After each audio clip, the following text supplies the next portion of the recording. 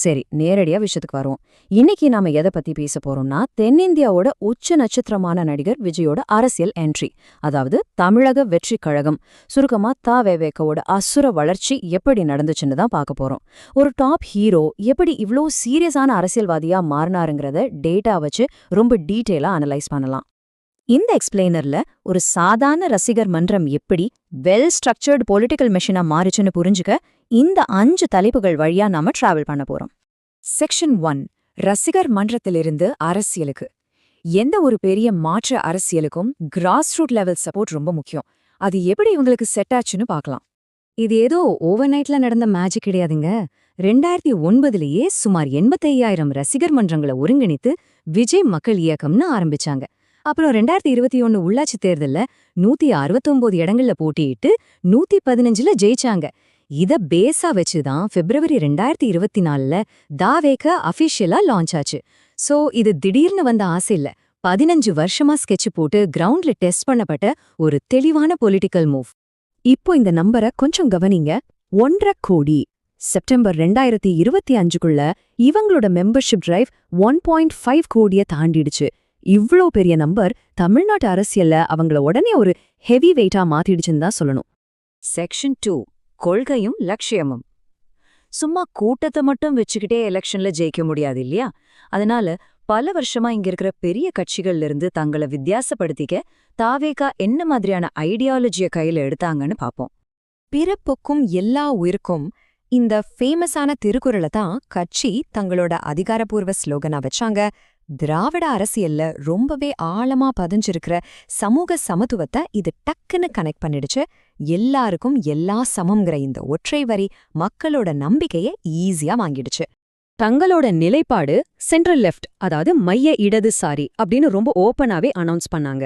அம்பேத்கர், பெரியார், காமராஜர் இவங்களோட வழியில மதச்சார்பின்மை, சமூக நீதியில நாங்க உறுதியா இருக்கோம்னு சொன்னாங்க. அதே சமயம் ரைட் விங், அதாவது வலதுசாரி சித்தாந்தங்களை நாங்க கம்ப்ளீட்டா நிராகரிக்கிறோம்னு சொல்லி தங்களோட பாதையை ரொம்ப கிளியரா செட் பண்ணிக்கிட்டாங்க.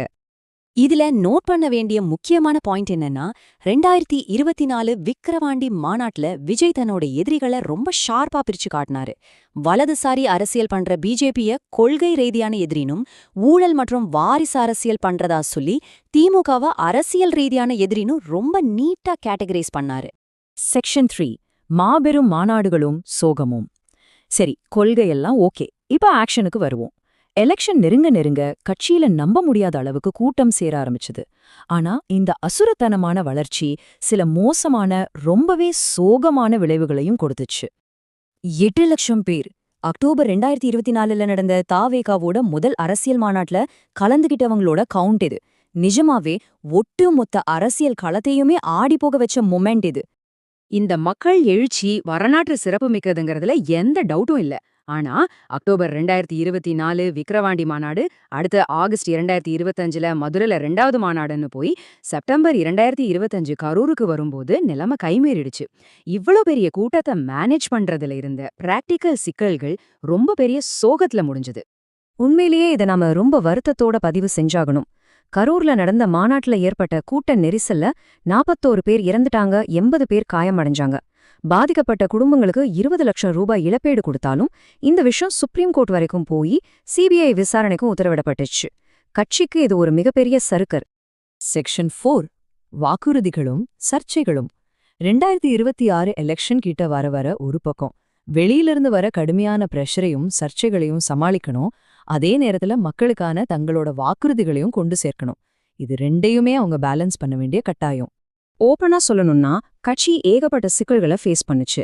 ஏப்ரல் 2025ல விஜயோட பழைய படங்கள்ல இஸ்லாமியர்களை தப்பா காட்டியிருக்காங்கன்னு சொல்லி அகில இந்திய முஸ்லிம் ஜமாத் ஒரு ஃபத்வா இஷ்யூ பண்ணாங்க.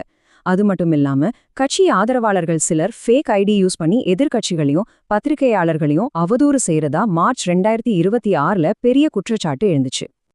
ஆனா இங்கதான் அவங்க ஒரு சூப்பரான ஸ்ட்ராட்டஜியை யூஸ் பண்ணாங்க. என்னதான் சர்ச்சைகள் இருந்தாலும் மார்ச் 2026 மகளிர் தினத்துல குறிப்பா பெண் வாக்காளர்களை மட்டுமே டார்கெட் பண்ணி ஒரு மாசான வெல்ஃபேர் ஸ்கீம்ஸை அனௌன்ஸ் பண்ணாங்க.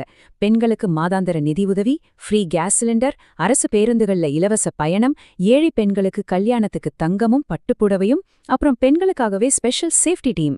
இது எலெக்ஷன் களத்தையே சுறுசுறுப்பாக்குச்சு.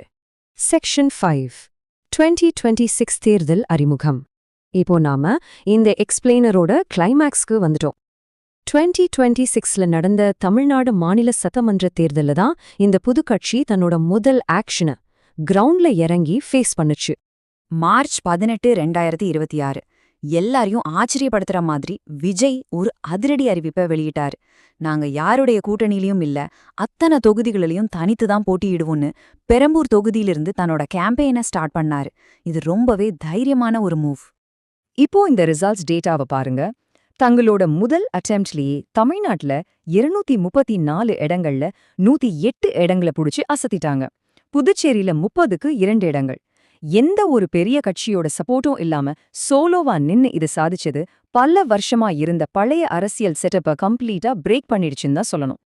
இவ்ளோ பெரிய அரசியல் பிரவேசத்தை நாம இப்ப டீட்டெயிலா பார்த்திருக்கோம். ஆனா கடைசியா ஒரு கேள்வி.